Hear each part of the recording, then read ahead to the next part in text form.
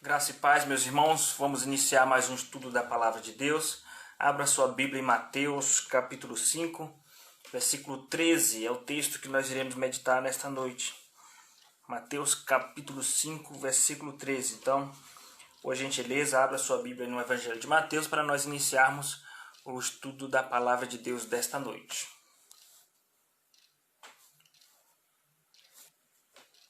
Vamos continuar a exposição do Sermão do Monte. Agora falaremos sobre o versículo 13. Mateus capítulo 5, versículo 13.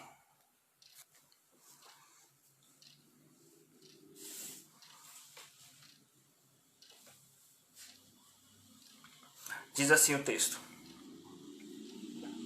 Vós sois o sal da terra. Ora, se o sal vier a ser insípido, como lhe restaurar o sabor? Para nada mais presta senão para, lançado fora, ser pisado pelos homens. Vós sois a luz do mundo.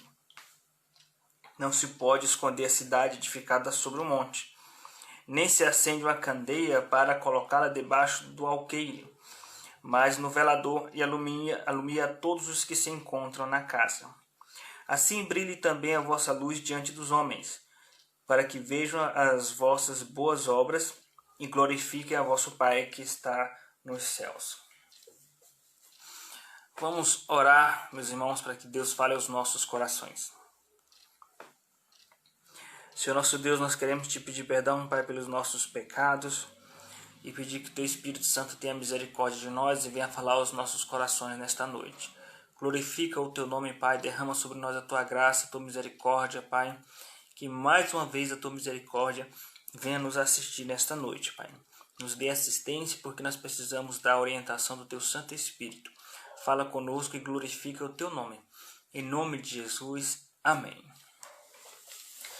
Meus irmãos, nós estamos estudando o Sermão do Monte, e é um sermão bastante conhecido, é uma das passagens mais conhecidas do Evangelho, e nós temos que entender que um dos objetivos do Sermão do Monte é Cristo exortar os seus discípulos sobre a importância de representá-lo aqui na terra, no sentido de que nós somos representantes de Cristo aqui nesta terra. Em outras palavras, nós somos testemunhas do Senhor.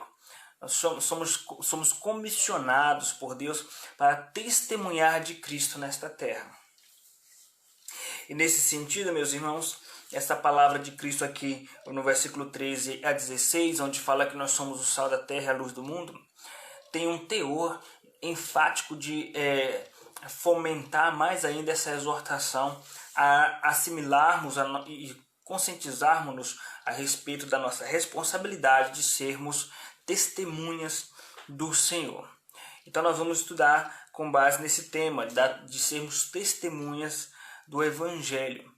Então nós teremos como o tema desta noite, o tema desta mensagem, desse estudo, verdades reveladas em nosso testemunho. O nosso testemunho neste mundo traz algumas verdades teológicas, algumas verdades bíblicas a respeito da nossa identidade em Cristo, a respeito da natureza do próprio Deus, a respeito da igreja, a respeito do mundo que carece tanto de Cristo. Então, são verdades reveladas em nosso testemunho. Quando nós somos comissionados por Cristo a testemunhar, então nós temos aí alguns elementos, algumas verdades que vêm fortalecer esse chamamento, essa vocação. Então, quais são as verdades reveladas em nossa vocação para testemunhar? Porque aqui nós temos, meus irmãos, no versículo 13 a 16, a nossa vocação, o chamamento de Cristo para nós sermos testemunhas. E nesse chamamento de Cristo, nesse comissionamento, existem algumas verdades implícitas, mas profundamente importantes para a nossa vida espiritual. Então, quais são as verdades reveladas em nosso testemunho ou em nosso comissionamento a testemunhar? A primeira verdade revelada é sobre quem é o mundo ou o que é o mundo. Porque quando o texto fala no versículo 13 até o versículo 15 que nós somos o sal da terra e a luz do mundo, nós temos que entender quem é essa terra e quem é esse mundo. Versículo 13. Vós sois o sal da terra. O versículo de número 14. Vós sois a luz do mundo. Quem é esse mundo e quem é essa terra? Meus irmãos, o próprio texto, o conteúdo desse texto traz a natureza sobre quem é essa terra e quem é este mundo.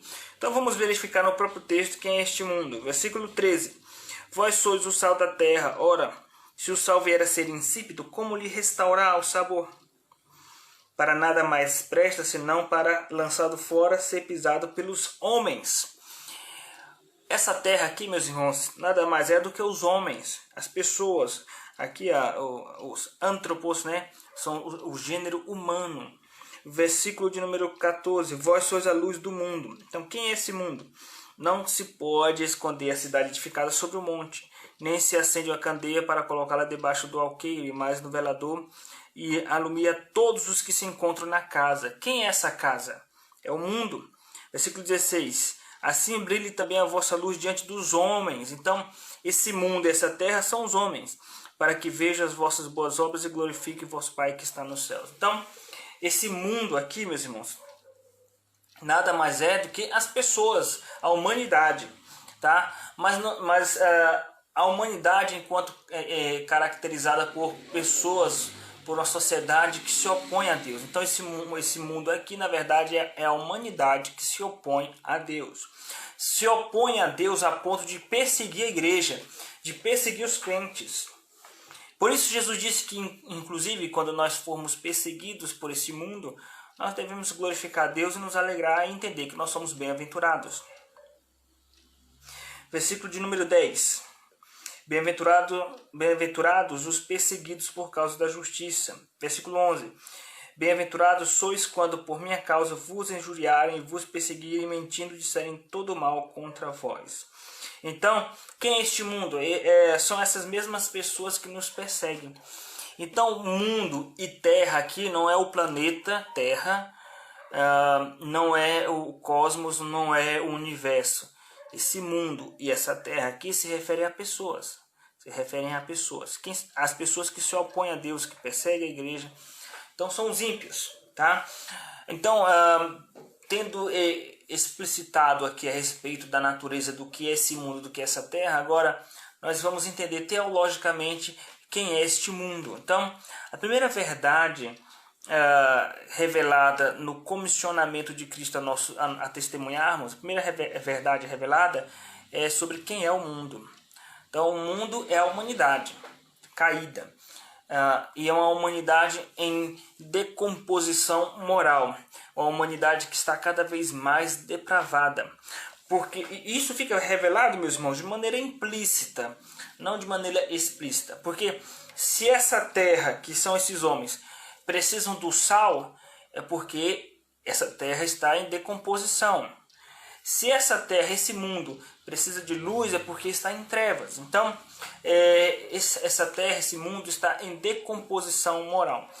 O sal ele é usado para isso, para preservar e conservar alimentos, conservar a carne. Especialmente no mundo antigo, no período bíblico, o sal tinha essa utilidade com bastante ênfase de preservar alimentos, de preservar a carne, né?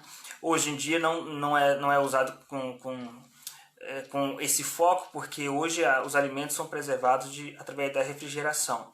Mas no período bíblico, ele era usado não só como condimento aos alimentos, não só para trazer e produzir sabor aos alimentos, mas para preservar. Tá? E quando o sal ele perdia o seu sabor, significa que ele não tinha mais condições de ser condimento para os alimentos e também de preservar. E quando ele perdia o seu elemento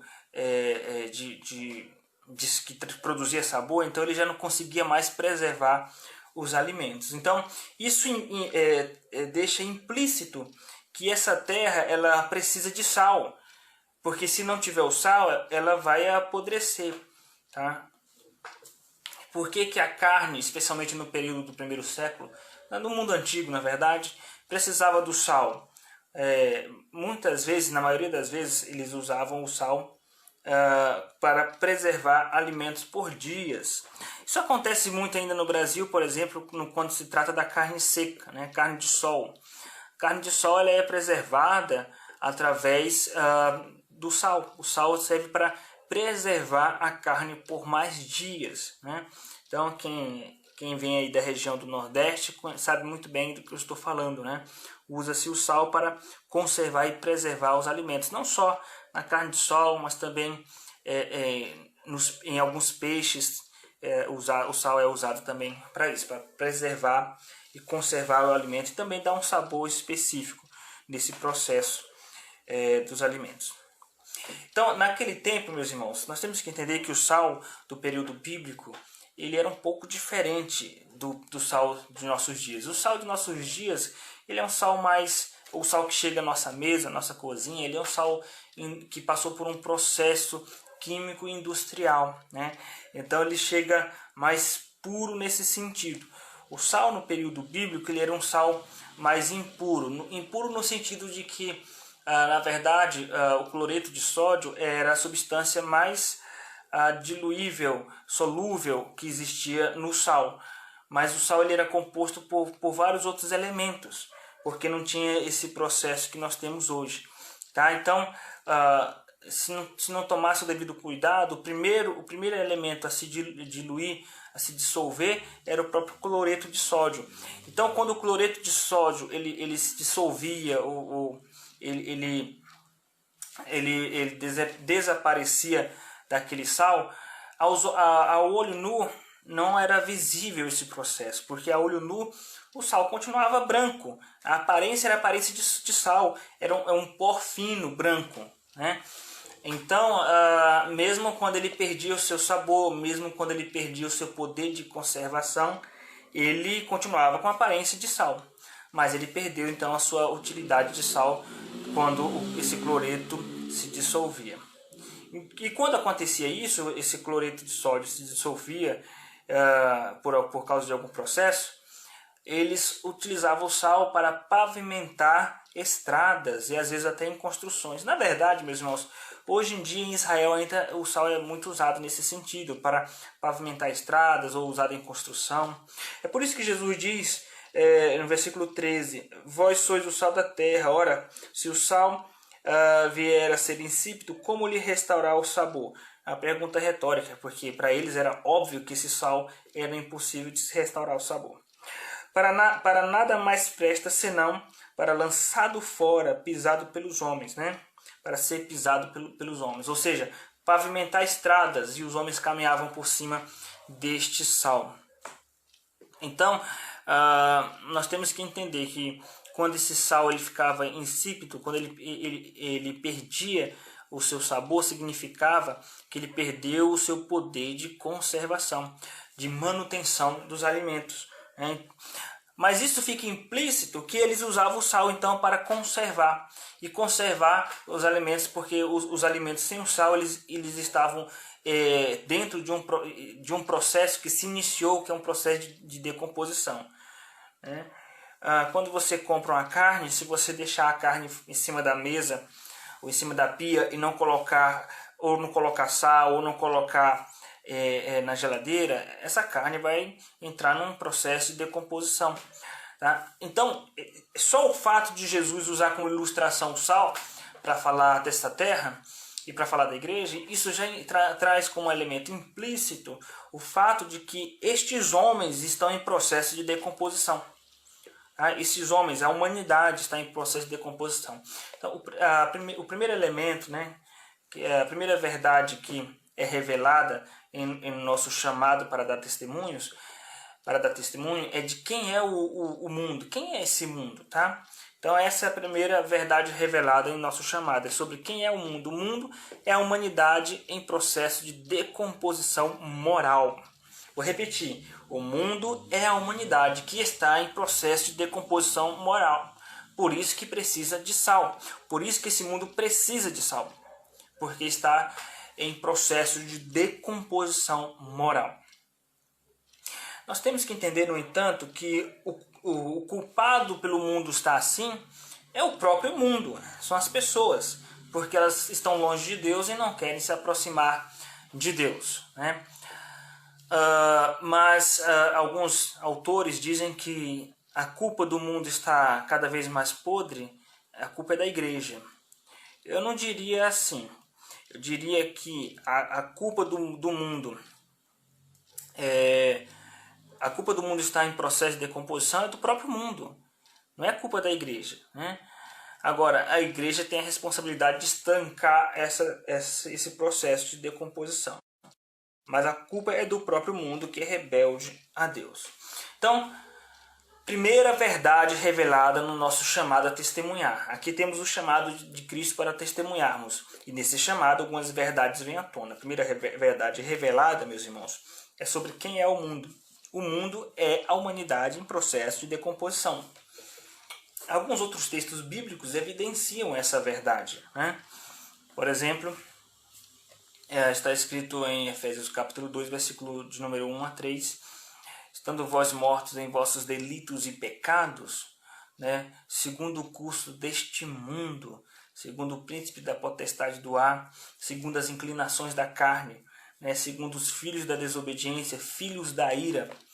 Então, quem é este mundo? Este mundo, na verdade, é a humanidade composta por filhos da ira, filhos da desobediência, pessoas que têm um caráter marcado pela desobediência, por isso que são seguidores da besta, porque tem como marca a desobediência a Deus. Então é um mundo que está em processo de decomposição. E esse processo de decomposição vai ficar mais ávido e mais evidente e entrar em um processo mais rápido conforme chega o dia da volta de Cristo Jesus, conforme o fim se aproxima.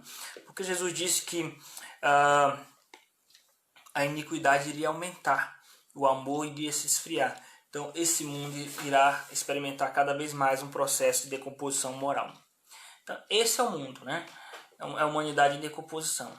Quem é o mundo? Em segundo lugar, além de ser uma humanidade em decomposição moral, é também uma humanidade em trevas. Isso está implícito no versículo 14. Vós sois a luz do mundo. E significa que se nós somos a luz do mundo, se não fosse a igreja, esse mundo estaria em completa trevas, né? Em trevas plena. Ainda não está em repleta trevas, porque por causa da presença da igreja. Então, se a igreja é luz deste mundo, é porque este mundo ele precisa de luz. Se ele precisa de luz, é porque ele está em trevas, né? Então, é a humanidade em trevas. E trevas, nós temos que entender o que significa trevas. Significa cegueira espiritual. Tá? Está escrito em João capítulo 8, versículo de número 34. Todo aquele que comete pecado é escravo do pecado. Está escrito em 2 Coríntios que o Deus deste século cegou o entendimento dos incrédulos. Então são escravos do pecado, são cegos espiritualmente, não conseguem entender o Evangelho, não conseguem entender a verdade da palavra de Deus, estão em trevas. Tá? Então, estão em trevas porque estão mortos em seus delitos e pecados.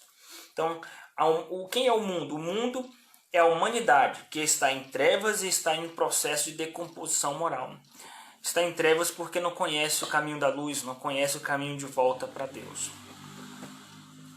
Muito bem, meus irmãos, então essa é a primeira verdade revelada no chamado de Cristo ao nosso testemunho. Somos chamados a testemunhar, e nesse chamado Cristo traz algumas verdades à tona. A primeira verdade é sobre quem é o mundo. A segunda verdade é sobre quem é a igreja. Quem é a igreja? A igreja, na verdade, ela é uma agência do reino de Deus. Nós precisamos entender a diferença entre a igreja e o reino de Deus. Nos evangelhos sempre salienta-se o fato de que é chegado o reino de Deus. Algumas pessoas são chamadas para o reino de Deus. Versículo 3 diz: bem-aventurados humildes de espírito, porque deles é o reino de Deus. Deles é o reino de Deus. Versículo 10: bem-aventurados os perseguidos por causa da justiça, porque deles é o reino dos céus. Reino de Deus, reino dos céus, né? Deixai vir a mim os pequeninos, porque dos tais é o reino de Deus. Mateus capítulo 17, capítulo 18 ressalta essas verdades. Agora, o reino de Deus aqui nos evangelhos, na verdade, é o reino espiritual de Deus através dos crentes, através do Espírito Santo na atuação na igreja. Esse reino, ele é um reino mais velado, é o reino invisível. Se torna visível a partir do testemunho dos crentes, como está escrito no versículo 16. Assim brilha a vossa luz diante dos homens. Mas ele vai se tornar plenamente visível e até materialmente visível quando Jesus voltar, né, no juízo final. Mas por enquanto ele é invisível e só se torna visível através do testemunho dos crentes. Então, nesse sentido, a igreja não é o reino de Deus. Tá? Ela não é o reino de Deus. A igreja ela é do reino de Deus e ela é um agente do reino de Deus. Tá? Nós somos agentes do reino de Deus. Nesse sentido, dentro desse elemento de testemunho de que nós somos testemunhas de Cristo, nós devemos entender quem é a igreja. A igreja é a agência restauradora do reino. Nós somos agentes restauradores do reino. Versículo 13. Vós sois a luz, versículo 13. Vós sois o sal da terra. Ora, se o sal vier a ser insípido, como lhe restaurar o sabor? Como restaurar o sabor? Isso significa que uma das funções do sal na verdade, trazer ou promover sabor aos alimentos, né? Alimentos que não têm sabor, eles passam a ter um caráter de alimentos com sabor, porque o sal ele veio trazer esse elemento de conservação, mas também elemento de sabor, né? Então, de restauração, né? Para que ao mesmo tempo impeça a decomposição desses elementos, tá? Desses alimentos. Então, nesse sentido, nós somos chamados por Deus para restaurar vidas, né? Trazer transformação para o mundo, para que esse processo impeça ainda mais a decomposição deste mundo, a decomposição moral e espiritual das pessoas, tá? E nesse sentido de ser agência restauradora, nós também somos agência preservadora, porque o sal ele serve para preservar os alimentos. Então nós somos chamados para preservar este mundo de uma decomposição ainda maior, tá? Então o mundo não está pior moralmente por causa da presença da igreja. Agora, de que maneira Deus usa a igreja nesse sentido? Preservando o mundo de uma piora moral. Através da intercessão da igreja, quando a igreja ora pelas autoridades, quando você ora pelo seu amigo, pelo seu vizinho, quando você ora pelo seu patrão, pelo seu funcionário, quando você ora pelos seus familiares, quando você prega o evangelho, quando você dá um bom testemunho, como diz o versículo 16, todo esse pacote ele serve como elemento de sal para preservar, para restaurar, né, e para trazer sabor a essa vida tão sem sabor que é uma vida sem Cristo. Então essa função da agência do reino, que a igreja é uma função restauradora, uma função mantenedora, preservadora. Tá? Então nós somos chamados por Deus para impedir que o mal avance, impedir que a imoralidade avance, né? Por isso que, além do testemunho pessoal e individual, nós também damos testemunhos como igreja, né, na luta social, na luta crítica contra movimentos satânicos como aborto, homossexualismo, etc. Né? Então a igreja se levanta contra esse tipo de postura e é uma maneira de nós preservarmos este mundo de uma decomposição moral ainda mais profunda. Ademais, a igreja, além de ser uma agência restauradora, mantenedora, ela também é uma agência promotora. Nós somos chamados por Deus para promover o reino de Deus. Somos uma agência promotora do reino de Deus. Tá? Então, onde fica implícito que nós somos chamados para promover o reino de Deus? Versículo 14. Vós sois a luz do mundo. Não se pode esconder a cidade edificada sobre o monte. Então, somos chamados por Deus para promover, para ser promotores, para promover a reconciliação entre Deus e os homens, né? Veja, o versículo de número 9. Bem-aventurados os pacificadores, porque serão chamados filhos de Deus. Por que pacificadores? Como nós vimos em outra aula, os pacificadores são aqueles que pregam a paz entre Deus e os homens. são aqueles que pregam a reconciliação entre Deus e os homens. Porque, de acordo com o apóstolo Paulo, na sua segunda carta aos Coríntios, capítulo 5, versículo 18 em diante, quando ele diz: tudo provém de Deus, né, que reconciliou consigo mesmo o mundo e nos deu o ministério da reconciliação, de maneira que nós exortamos a todo homem que vos reconcilieis com Deus. Então, se reconcilie com Deus. Então, nós somos chamados para o ministério da reconciliação.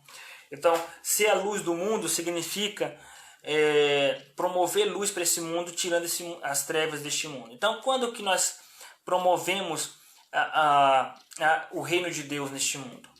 Quando nós pregamos o Evangelho, nós estamos libertando pessoas das trevas e trazendo para a maravilhosa luz de Deus. Obviamente, nós não somos o agente principal disso, nós somos agentes de certa forma passivos, no sentido em que o Espírito Santo nos usa para isso. Não diria não somente passivo, mas nós somos agentes usados pelo Espírito Santo, né? Nós, de fato, nós pregamos o Evangelho, mas nós somos usados pelo Espírito Santo nesse processo. Tá? Então, nós somos agentes promotores do Evangelho. Tá? E é necessário que seja assim, porque nós somos a Jerusalém celestial. Nós somos a Jerusalém que brilha neste mundo. Não é à toa que Jerusalém foi uma cidade construída sobre um monte, né? Uma cidade alta, para ser velada por todos, para servir de luz às nações. Obviamente, isso tem implicações simbólicas, metafóricas e espirituais. Mas veja o versículo de número 14. Vós sois a luz do mundo. Não se pode esconder a cidade edificada sobre o monte. Para os ouvidos dos discípulos e daqueles ouvintes do primeiro século, que em sua grande maioria eram judeus, ouvir essa expressão, cidade edificada sobre o monte, não é uma expressão improvisada de Jesus, uma expressão que veio à toa. Na verdade, essa expressão ela ecoa e ressoa, né, palavras vindas do Antigo Testamento, especialmente do Salmo 122, versículo 3 e 4, onde diz que Jerusalém é uma cidade compacta, construída como cidade compacta, para onde sobem as tribos. Por que as tribos sobem para Jerusalém? Porque Jerusalém está construída por sobre os montes. Tá? Então, cidade edificada sobre o monte, Jerusalém. Nós somos a Jerusalém celestial, como está escrito em Hebreus capítulo de número 12, como está escrito em Apocalipse capítulo de número 22, que nós somos a igreja, a noiva e a Jerusalém. E essa Jerusalém, como está descrito em Apocalipse, ela é adornada com pedras preciosíssimas, pedras que brilham, porque nós somos chamados para brilhar perante o mundo. Tá? E nesse brilho não é simplesmente ter um bom comportamento, porque bom comportamento os mundanos alguns têm por causa da graça comum, da interferência familiar. É muito mais do que isso. Tá? É tirar as pessoas das trevas, tirar esse mundo das trevas. É claro que nós não iremos conseguir fazê-lo de forma completa, mas alcançando alguns indivíduos e tirando esses indivíduos das trevas. Nós somos agentes de Deus, promotores do reino, fazendo com que essa luz brilhe. Como? Com a mensagem, pregando a mensagem do reino. E não só pregando a mensagem do reino para que todo homem se arrependa e se aproxime de Deus, né? A mensagem de reconciliação, mas também trazendo as credenciais dessa mensagem. Quais são as credenciais da mensagem? Quais são as credenciais do Evangelho? É o nosso comportamento, é o nosso caráter. Versículo de número 16. Assim brilhe também a vossa luz diante dos homens, para que vejam as vossas boas obras e glorifiquem o vosso Pai que está nos céus. De que maneira o mundo vai glorificar o nosso Pai?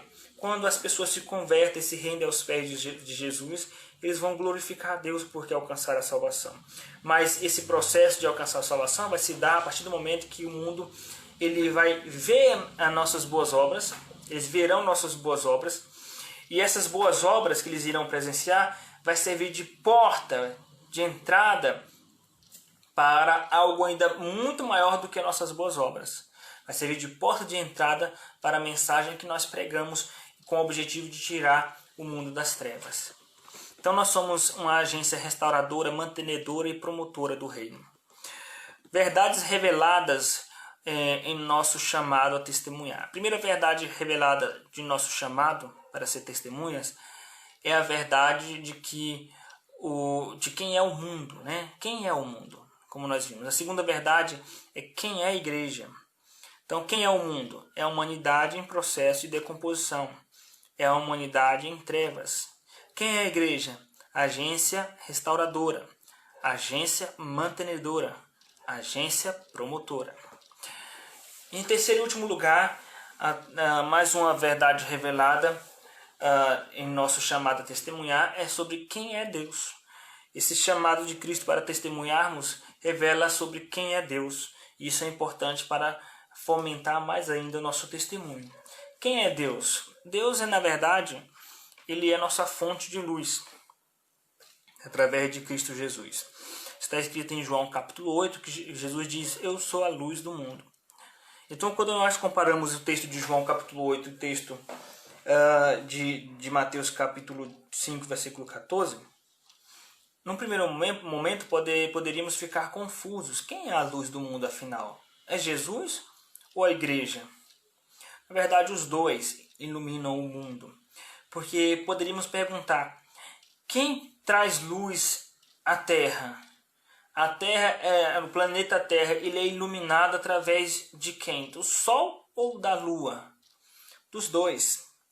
O Sol, ele promove luz à Terra, ele traz luz até a Terra, mas a Lua também. Portanto, como diz o capítulo 1 de Gênesis, que Deus criou o Sol para governar o dia e a Lua para governar a noite. Porque ambos trazem luz para o mundo. Então, ambos, tanto o Sol como a Lua, trazem luz para este mundo. Não estou discutindo aqui a origem física dessa luz. Por enquanto não estou discutindo, só estou falando que esse mundo ele é iluminado através da Lua e do Sol. Assim como espiritualmente esse mundo é iluminado através de Cristo e da Igreja. Agora, nós precisamos entender a fonte e a origem da luz da Igreja, da nossa luz. De onde vem a nossa luz? A nossa luz vem de Cristo. Tá? Assim como nós perguntamos de onde vem a luz da Lua, não vem de si própria, porque a Lua não tem luz própria. A luz da Lua, na verdade, é a luz do Sol. De dia o Sol ilumina a Terra diretamente e à noite o Sol ilumina a Terra através da Lua. Então, no momento de trevas que esse planeta experimenta, essa Terra ela é iluminada através da luz do Sol, que usa a Lua para isso. O mundo espiritualmente está caído, está em trevas. Deus ilumina este mundo através da luz dos crentes. Então Deus ilumina os crentes e os crentes iluminam este mundo. Então a terceira verdade que nós descobrimos nesse texto é sobre quem é Deus. Ele é a fonte de toda luz. Como disse Jesus, eu sou a luz do mundo. Aliás, em Filipenses capítulo 2, versículo 15, essa verdade ela é fomentada mais ainda e mais fundamentada ainda quando Paulo diz que nós devemos dar bons testemunhos como luzeiros no mundo. Tá? E essa palavra luzeiros foi extraída de Gênesis capítulo 1. Gênesis capítulo 1 fala sobre os luzeiros. Né? Existe o Sol e existe a Lua. E um depende do outro. Na verdade, a Lua depende do Sol. E nós podemos iluminar este mundo, mas a nossa luz depende de Deus. Então, Deus é a fonte de toda a luz. Isso significa que nós estamos em constante dependência dele, desse processo de dar bom testemunho e também de pregar o Evangelho. Porque sem ele nada podemos fazer. Quem é Deus? Ele é a fonte de toda a luz e também ele é o nosso Pai. Versículo 16. Assim brilhe também a vossa luz diante dos homens, para que vejam as vossas boas obras e glorifiquem o vosso Pai que está nos céus. Deus é nosso Pai. Então, nós devemos honrar ao nosso Pai. Existe uma crítica muito pesada de Deus para com os sacerdotes no livro de Malaquias, onde diz que o filho honra o pai. Mas onde está a minha honra, diz o Senhor? Onde está a minha honra? Então, se Deus é o nosso Pai, de fato, então nós devemos honrar ao nosso Deus. Devemos honrar o nosso Deus. E de que forma nós podemos honrar ao nosso Deus? Nós honramos ao nosso Deus, meus irmãos, pregando o Evangelho, testemunhando de Deus, tá? Através de nossas práticas e através da nossa mensagem, ou da mensagem do Evangelho do Reino, tá? Essa é a maneira como nós honramos ao nosso Deus, tá? Então, se Deus é nosso Pai, devemos honrar com a pregação do Evangelho, tá? E honrar imitando o caráter de nosso Pai. Como está escrito em Efésios capítulo 5, versículo 1, sede imitadores de Deus como filhos amados. Como está escrito no capítulo 5, versículo 48 de Mateus, portanto, sede vós perfeitos, como perfeito é vosso Pai celeste. Versículo 45, para que vos torneis filhos de vosso Pai celeste. Então, nós somos filhos adotados, né, por Deus, já somos de fato filhos, mas precisamos nos tornar filhos praticantes do caráter do Pai, tá? E essa é a maneira de testemunhar perante o mundo. Então, neste comissionamento a testemunhar, Cristo está nos comissionando a sermos testemunhas.